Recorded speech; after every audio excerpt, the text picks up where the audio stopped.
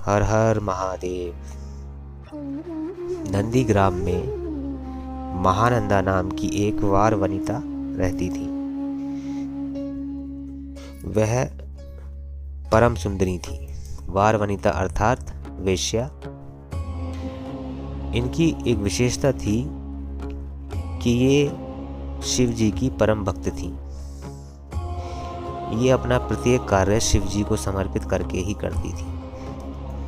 ये नृत्य करती तो शिव जी के लिए, गाती तो शिव जी के लिए, जब भी समय मिलता आराधना में लग जाती। इनकी भक्ति से प्रसन्न होकर स्वयं भगवान शिव को इनकी परीक्षा लेने के लिए आना पड़ा। भगवान शिव व्यापारी का रूप धरकर हाथ में एक कड़ा और शिवलिंग लिए इनके द्वार पर पहुंचते हैं। जैसे ही महानंदा इस व्यापारी को देखती हैं तो उनकी दृष्टि शिवलिंग पर पड़ती है। शिवलिंग भी सोने में जड़ा हुआ था।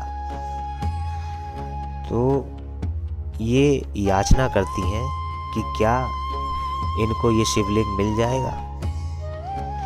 तो वार वनिता महानंदा जी शिव जी से जब ऐसी याचना करती हैं तो शिव जी कहते हैं ले लीजिए,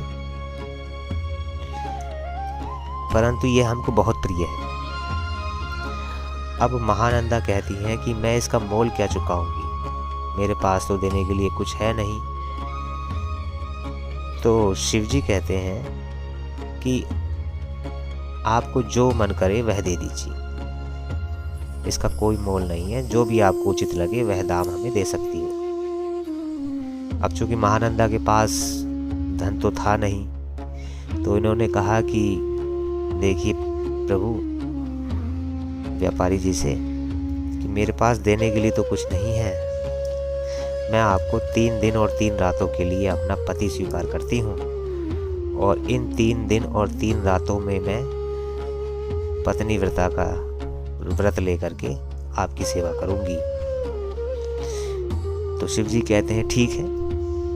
जब अर्धरात्रि होती है तो किसी कारणवश महानंदा के घर में आग लग जाती है। इस आग में शिव जी का जो शिवलिंग था वह जलने लगता है।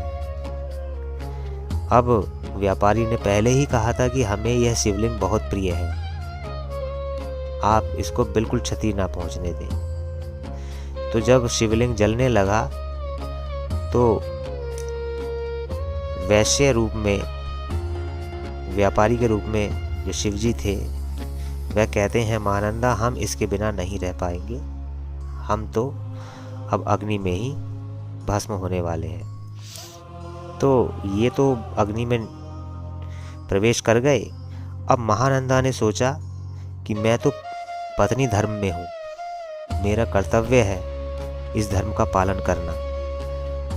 तो यह देखकर महानंदा भी अग्नि में प्रवेश कर जाती है। महादेव जी फिर प्रसन्न होते हैं और अग्नि को शांत करते हैं। अग्नि इनको बाल भी बांका नहीं करती। इस प्रकार अपनी निश्चल भक्ति से, अपनी कर्तव्य परायणता से महानंदा अमर हो गई। उन्होंने कहा मांगिए जो तुम्हें मांगना है। महानंदा ने सिर्फ यही मांगा कि प्रभु मुझे आपकी निश्चल भक्ति चाहिए, अपने चरणों में ही मुझे स्थान दीजिए, मेरा मन इसी में लगे और मेरे कुटुंब वालों का भी। जय श्री राम।